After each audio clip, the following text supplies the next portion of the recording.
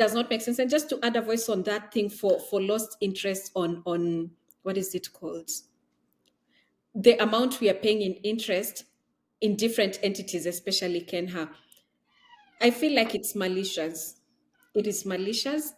I think it's intentional. I think it's an avenue that they've realized they can be getting money from the country. So what happens is they get into these projects. Chances are they intentionally delay. I understand sometimes disbursement takes longer from the national government. That I do understand. But I think that is something that has happened over years and you ought to anticipate it. I think that is something that ought to be anticipated. So when you're getting into a contract, someone is supposed to anticipate what will keep me from fulfilling my obligation. Knowing from experience that the national government delays in disbursing fund, then I should not agree to a shorter credit period. I should agree to a longer credit period. That is one of the areas they should buffer. And then the second area, for example, when I was reviewing some of the areas, the national government will delay in land acquisition. That is not the first road you have built. You understand how long it will take for you to acquire different land rights. And you must give a buffer to that duration. Or altogether, instead of putting a contractor on the site and then you start acquiring land rights when they start construction. How about you get Hmm. land rights and then they come constructing when you've acquired a significant portion of the land rights? So in such a case, you buffer your wrongdoings so that there is no need for you to pay interest because of the delays from your side, whether in terms of disbursement or in terms of acquisition of land rights. Really, it is all malicious and intentional, if you ask me. I don't buy for a second Mm. that this is incompetence. I mean, how can you explain this, right? The Kenya Highway National Authority Yes, gets an invoice, it has a due date on it. yes, They don't pay, we get charged 1.2 billion in yes. interest.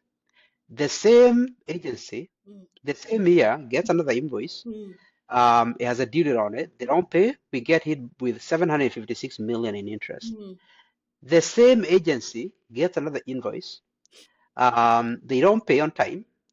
The service provider tags on 615 million in interest the same year.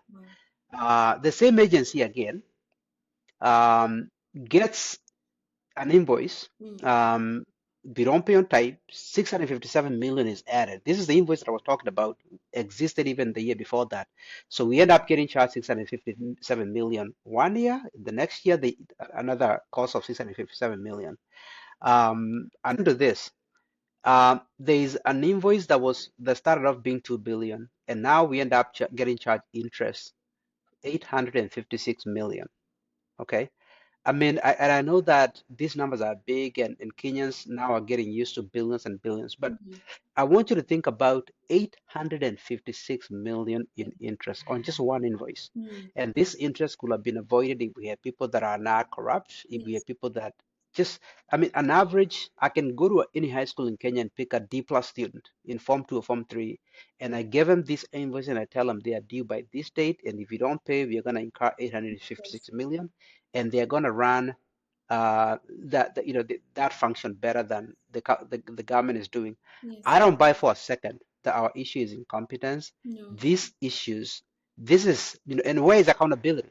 I mean, even if it was incompetence, where is accountability? Yes. If we've lost 4 billion in just 5 contracts that I just read to you, where is accountability for that? You don't hear about it because the point of government is to steal from people. And Yes. so I don't believe that these invoices were not paid because someone forgot or someone is incompetent. They are not paid because that was the intended purpose to steal. Yeah. That 856 million is getting charged to us, and Yes. then it becomes split up by the people Mhm. that are involved in this criminal deal. And sorry for overdwelling on the issue. Hmm. Just to highlight 2 points. One, Yeah, last year you realized you had paid 100 million as interest. 657 million. Yes, Yeah, 657 million as interest. right. That you've realized it's KeNHA, and rampantly, let's just put it out there, it is KeNHA Yeah, that is incurring this interest right. mostly. You realized last year you paid interest.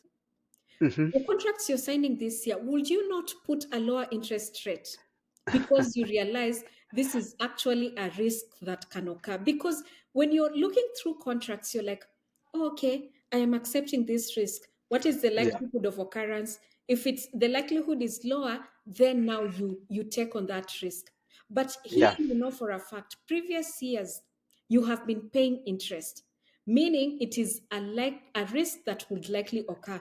One of the Yeah. areas that you ought to relook in your contract, is it not renegotiating the interest rate? For new suppliers, is it not putting a lower interest rate so that you do not have to pay as much?